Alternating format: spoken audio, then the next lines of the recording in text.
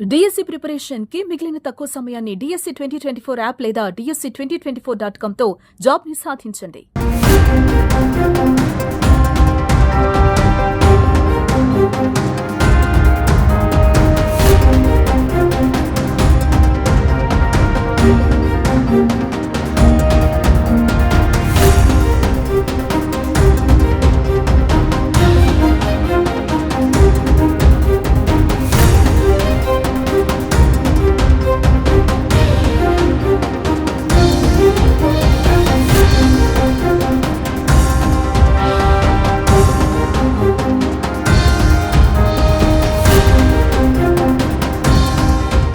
జమ్మూ కశ్మీర్లో పాకిస్తాన్ కాల్పులకు తెగపడింది. శనివారం మోటార్ షెల్లింగ్, డ్రోన్ దాడులు చేసింది. పాక్ చేసిన దాడుల్లో మొత్తం 7 మృతి చెందారు. మృతుల్లో కశ్మీర్ ప్రభుత్వాధికారి, 2 భద్రతా అధికారులున్నారు.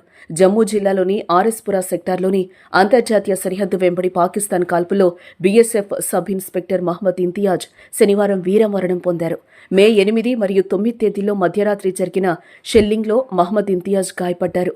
ఆసుపత్రిలో చికిత్స పొందుతూ శనివారం ప్రాణాలు విడిచారు.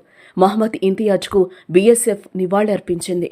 అన్ని ర్యాంకుల అధికారులు అతని కుటుంబానికి తమ ప్రగాఢ సానుభూతిని తెలియజేశారు.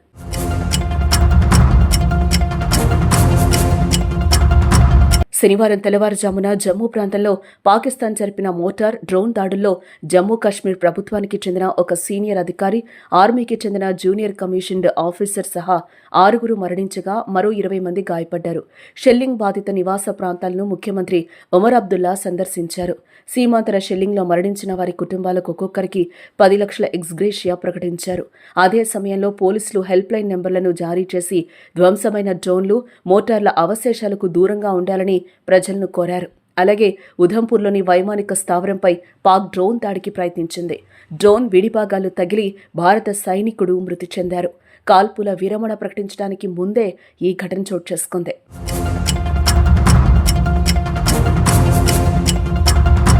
అమెరికా మధ్యవర్తిత్వంతో కుదిరిన ఈ ఒప్పందం అమల్లోకి వచ్చిన కొద్ది గంటల్లోనే పాకిస్తాన్ తన వక్రబుద్ధిని చాటుకుంది. ఎల్ఓసి అంతర్జాతీయ సరిహద్దు వెంబడి రెచ్చగొట్టే విధంగా కాల్పులకు, డ్రోన్ దాడులకు పాల్పడింది. శనివారం మధ్యాహ్నం భారత Pakistan director general of military operations మధ్య చర్చలు జరిగాయి.